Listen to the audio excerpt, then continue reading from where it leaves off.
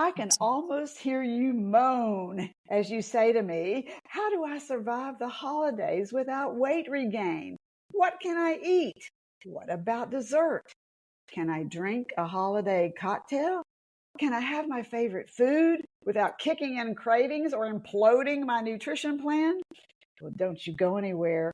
Bariatric dietitian Gayle Smith joins me to answer all of your holiday questions so you have a plan. They're back. Calcium Dark Chocolate Bars, a ProCare Health customer favorite. Now available online at procarenow.com. Creamy chocolate plus calcium and vitamin D. You'll love them too. Use code SUSAN10 to save 10%. I'm bariatric dietitian Dr. Susan Mitchell, ex-radio dietitian turned podcaster.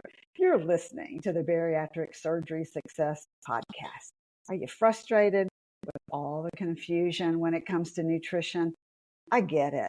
It's hard to decipher sound science from pseudoscience, isn't it? It's enough to make you give up and say, I don't know what to do. Well, I do. I know what to do. It matters where you get your nutrition information. When it comes to bariatric surgery, nutrition is specific. So let's cut through the nonsense. Let's get what you need to know now. I created Bariatric Surgery Success to give you accurate nutrition information you can count on. Simple, actionable, step-by-step strategies that work. I'm here to help you feel great every day. Get out there and do the things you want to do. You're in the right place, friends, so let's get started. I want to give a shout out today to Belinda0509, who gave Bariatric Surgery Success a 5-star review on Apple Podcasts.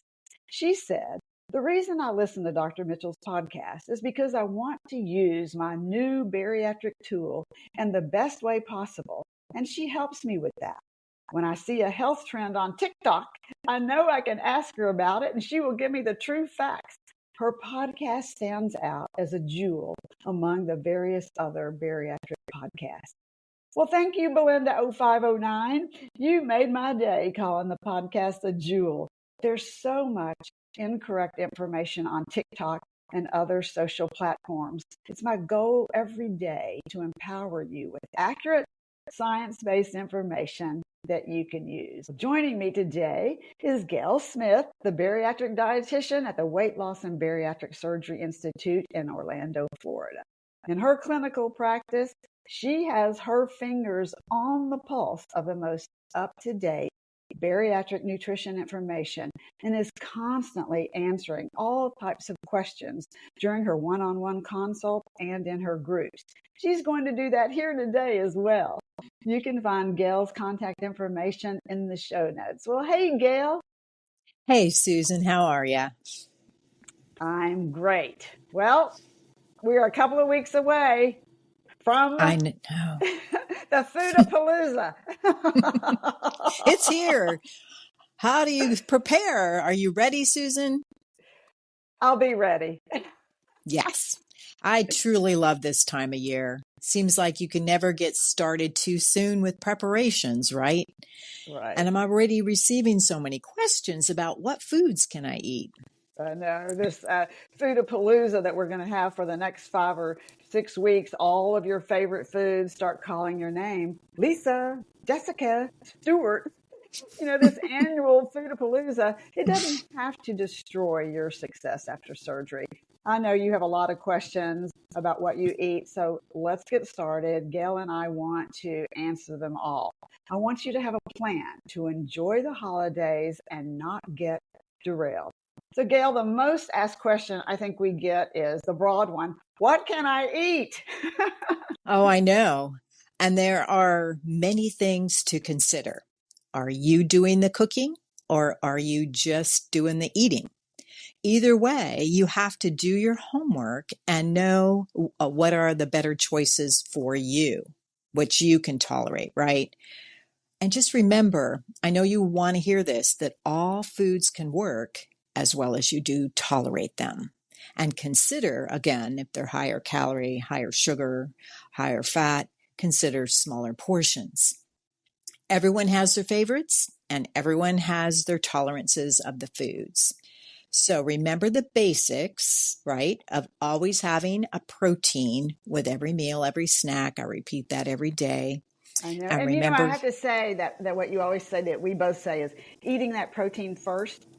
That is so key, and it works. exactly. And it works. Yes, it does. It works because it gives you what? That little bit of satiety. So you Yes. feel like, hey, I'm doing pretty good. I'm starting to feel a little fuller, but I'm going to Hmm. finish what I have here on my plate as long as it doesn't cause me to feel uncomfortable.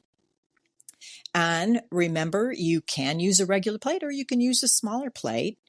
Remember to stop when you are full so it doesn't come back up on you, right? Right. And the other important thing, Susan, is to not drink fluid with the meal. You have to drink in between the meal, that old 30-30 rule. Especially at holidays when there's a lot of foods that you don't eat normally, and they're richer and stuff. I think that's really important to remember what you just said. Yeah. And it's kind of a good idea to know your plan. Is there going to be a cocktail? Are there going to be desserts? So that you can make decisions about what you're going to eat in total for the rest of that day or rest of that meal. I agreed. And all of this ties in with the next question. Some of these are going to get a little bit more specific. Can I just eat less of everything? So you have these things that you just love. Can I eat them and just eat less of them? Yes, eating less is always an option, but not if what you eat is really something that you don't tolerate, I right? think that's so important. So don't miss what she's saying right here. Yeah. And you usually know what you don't tolerate, but maybe you just want that one bite, and maybe one bite is fine. 3 or 4 bites, not so much. So definitely take more on your plate of what you know you do tolerate. And remember, if you are invited somewhere to someone's house, you could call ahead if they're a friend or an acquaintance and find out what's on the menu. And maybe you can ask and have some of your questions answered. And another idea is to know that you can bring a side dish or offer to bring a side dish that you tolerate. Maybe put some protein on it so that you know you are going to get some protein in that little cheese added to that casserole that you're making, whether it's vegetable or a meat casserole. And always make a nice hors d'oeuvres too, right, Susan? Yeah, absolutely. I do this, what you're just saying. When we go to holiday parties and someone always says, bring a dish. They don't say what necessarily. I always bring something that I know is healthy for my family, that we love and that we all tolerate. So you at least know there's one thing that you're going to feel very good about. And I also, when I'm like, many times when you go to these group functions, there's a family function, it's more like a buffet because everybody's brought something. So one tip that I do, and it works well, is I survey the buffet I love that. before I ever get my plate. And truly, I do this for a reason. And it's the same with surgery or anything else. I want to see what's there, and I want to make the choices that I know are best for me.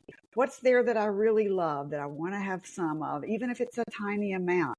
What's the protein source? I look and I do a survey of the buffet or whatever's on the table, and I love that. I make my choices. So, survey the buffet before you serve. No matter if it's just a small family gathering or a big one, you can still make those better choices.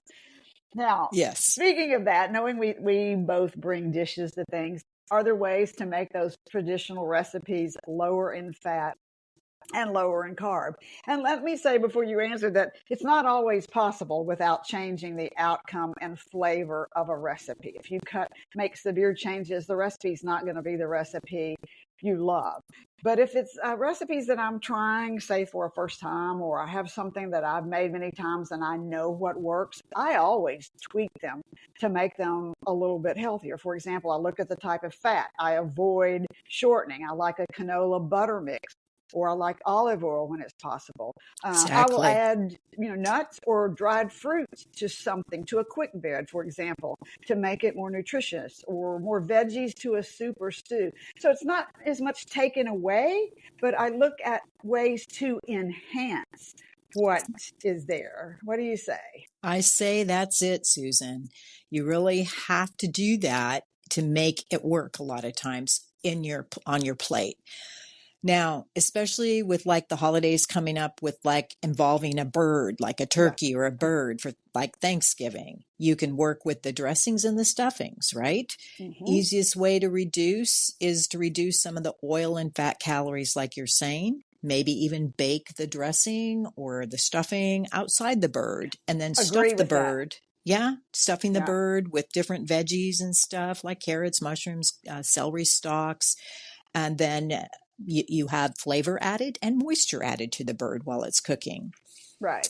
I And agree. And eat the dressing that you're going to eat to bake outside of it. I agree versus mhm, baking mhm. the stuffing in. Because sometimes you run into a food poisoning issue where the stuffing doesn't get to the right temperature in the center of the bird. So I Right. really prefer to just enhance my bird with what you said, like apples, Mhm, chestnuts, raisins, whatever, and mhm. fresh herbs. I love to stuff Oh, the fresh yeah. herbs Yeah. because of the aromas and the flavors. But I'd like to Mhm, bake my mhm, dressing, mhm, stuffing, wherever you are from, and what you call it in the South, we call it dressing. mhm, mhm, mhm. What else do you do? Well, I also make my own dressing or stuffing, and I always add fresh chestnuts. I bake them the night before. It's really fun, and I chop them up and put some in there and add, like you said, some raisins. And the other thing I do is I have been doing this for a long, long time. My mom started it, is make my own cranberry sauce because Oh my cranberry gosh, sauce, tastes so yeah. much better and a lot less sugar than the canned stuff. Yes, yes. And you can follow the recipe on the bag Yep, of the fresh cranberries and just, this is one thing where you can cut some of that sugar absolutely agree. and it tastes just fine. In fact, better, less sweet. Better, So it yeah. calls for a cup of water and a cup of sugar, I think. And I just use the water, but I use like a third to a half a cup of the sugar. I add a bunch of little cinnamon sticks or fresh cinnamon in there and nutmeg, just as a little shake. And it's so good and so sweet. Sliced a few oranges, little Oh, slices in yum. there. Yum. And then just cook it 30 minutes. Pop it into a serving container and keep it, or in a some sort of container with a top on it in the fridge until you're ready. And you can make it the night before. You can make it 2 to 3 days before. So it, Absolutely. Cranberries also keep, what, a good week or 10 days if it's mhm, refrigerated. And mhm, you'll never buy the canned again, right? never. So good. Okay, this next question is a popular one. We both were asked this and by several people. Can I have my favorite dessert? And the answer is yes, Susan, right? Right. Yes, you can have a bite or two or three or a sliver if you want, and just eat it slowly so you know you do tolerate it, right? Now And you can. and I think that's key, going back to what you said, knowing if you dump easily or not, knowing what you can tolerate. Right. And there's tons of popular lower calorie, lower fat types of recipes out there for a holiday time. But some of you aren't wanting that. You want the real dessert that you Yeah. crave, that pumpkin pie slice, whatever it That's is, been in your family forever, right? You ever. look so Right. forward to it. Mm-hmm. Yeah. Yep. Yep. Yep. So you can do that. Or you can try some of the lighter pumpkin pie fluffs or mousses and things and a lighter graham cracker crust. But if you want what you want, you go for it, girl. Yeah, I'm in agreement with that too. There's a lot of other lighter recipes if you just want to try them that are also delicious. That's a personal decision. If someone knows, then I just want to clarify that, make sure, because they're probably thinking that I hear them correctly. So if someone says to themselves, I know I can tolerate this pumpkin pie, then what we're saying, it's okay to have that small sliver. That's fine. Enjoy it. Enjoy it. Enjoy it. No Enjoy guilt. it. No Yeah, guilt. no guilt, because that ruins it if you say, I shouldn't have had it. Just Mm-hmm. have your protein first, have your Mm-hmm. protein first so you don't eat. Okay, another big question. Oh, you want to add something? Just maybe don't have your pumpkin pie slice right after the meal. Take a break, right? Most people get out, walk around, and then have a little light snack again and then have their dessert then. I agree that even that Mm-hmm. 10-minute walk, a short walk, will make Mm-hmm. a difference in digestion and you feeling better. Now, this is Absolutely. a big one, and we just need to talk about it. What about a holiday cocktail? I'm a big fan of mocktails because Mm-hmm. most of the time, you're going to be super sensitive to alcohol after surgery. And for many people, less. then one drink can give you a buzz and make some of you drunk.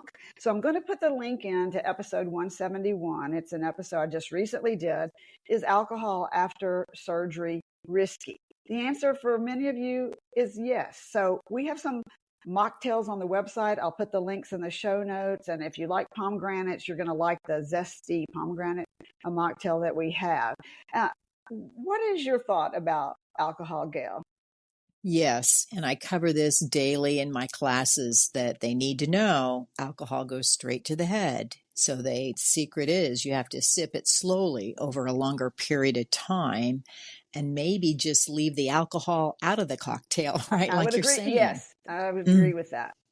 And I ask patients 3 months, 6 months, a year, 2 years, 3 years, how are you doing with alcohol? And they're just saying, I just don't care for it as much anymore. But I do use the mocktails or a little bit of this and that, maybe a splash of a little white wine, a drier white wine in it. But the cool thing is for the holidays is to make sure you make your little garnishes, like the wooden toothpick, maybe the bigger ones, and then a few cranberries lightly, just a side of it, and a little bit of sugar, and then a sprig of like rosemary, like a Christmas tree in there. It's always fun. Right. Make them pretty. Make them festive. You don't want to feel deprived. No. So if you have a beautiful mocktail, what does it matter? Now, some of you are going to say, I want to have my cocktail. I'm going to say this about that. If you make that decision and you are driving, don't drive. Ask someone else ahead of time. Assign a different driver or a cab or an Uber or whatever, because it will go to your head and you might not think so, but you want to be safe. Okay. Absolutely. Do you have tried and true tips that you love, Gayle, that work to put in place? Kind of I'm going to call it, we've answered a lot of questions, kind of a plan of action. The best thing I can say that has worked for me is to plan your day, plan your week, do your shopping ahead of time. And so the day of the event, you've got it down pretty much to the T, so you can kind of relax, right, Susan? If you can prepare. Yeah, you have to enjoy that time, because we don't see our family and friends that much. And you don't want to be the one in the kitchen with the apron on doing everything. You want to have it done, and sure, afterwards they might help you with some dishes, make it fun, talking, and that kind of thing. I agree. And keep it simple. It doesn't have to be, if you love to cook, then go for it.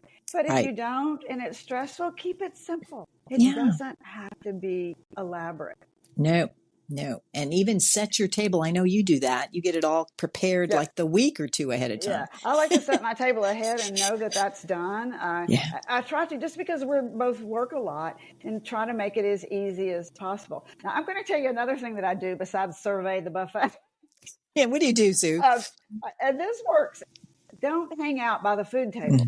So if you're at a party, move to another room where other people are. Get away from the food. If you stay in the room close to the food table, I'm telling you, it will call your name. Gayle, Susan, did you have some of this? Did you have some of that? Exactly. But if you get what you're going to have and move into another room where there are other people and be done, you won't keep looking at it thinking, I need to go back. So that works for me, and I think it works pretty well. Oh, yeah, that is excellent advice, and everyone should do that. And usually by that time, it's like 30 minutes after they've eaten too. Maybe it's time to be sipping on some fluids to help make them, that you think you're hungry, but you're really thirsty. Yeah, I think that's a great idea. Yeah. And what about, Gayle, if you're going to a restaurant, what do you do? Because a lot of people are saying, I'm tired of cooking, so we're going to a restaurant. Let's go out. Sounds good to me. Lovely. Yeah, sounds good. So the best advice I can do with that is to check out a few restaurants, make your reservations early, but maybe call ahead, ask what they're having, and you might want to check the menu items to know how they're fixed or what they're adding if they can tell you, so you know what you're going to choose when you get there. So you don't get perhaps as tempted. You're more aware of what you can tolerate off the menu, and you're going to be much happier for that. I agree. And if you need to take an appetizer, you and I are both big fans. If you, I'm not allergic to seafood, we're both big fans of shrimp cocktail, right? Oh yeah, shrimp is nice and very, smaller and tasty. Yes, good An one. easy one to do. hmm Any other tips and things that you do, flavors you add, things like that? Well, in doing these preparations and doing more, looking at what's out there, I've really learned a little bit about gremolata, which Oh, is a tell us nice, more. yeah, it's a nice little additive that you flavor that you chop up and you add it to like a dish. And so the main ingredient usually is like chopped herbs. So a lot of different herbs, whether that's anything from parsley or cilantro, and maybe if you tolerate garlic, chop it up fine, mix it in with there. And I love, love, love lemon zest. I can't get enough of Mm, it. And you can mm, also slice the lemon and squeeze a little bit in too. But the zesting, if you can buy a nice little zester, very inexpensive, and you just zest that lemon, that zest just adds so much with the herbs and the garlic, and just sprinkle it on your whatever prepared vegetable that you have there, dish, casserole, whatever you'd like, or the and meat. and I think too that you can typically use less fat in your Yes, vegetables and sides and yes. things when you perk them up, like you're talking about with fresh herbs and orange and lemon zest, lime zest. hmm The aromas and the flavors of fresh herbs with the citrus makes a big difference, I think. Oh, yeah. Yeah. Especially on even seafood, salmon, tilapia, anything like that. It's Agree. nice, even daily, to do that, but especially for the holidays to dress it up a little bit.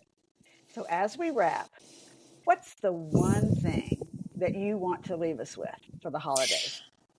Well, I have thought about this, and I just want to say to everyone that every day counts to making a healthier you. And the main, and really maintaining it for life. So what you do for your holidays, you really should do every day. I think that's wonderful advice. And remember, think ahead, plan ahead. This is all about you and the decisions that you make, like Gayle just said.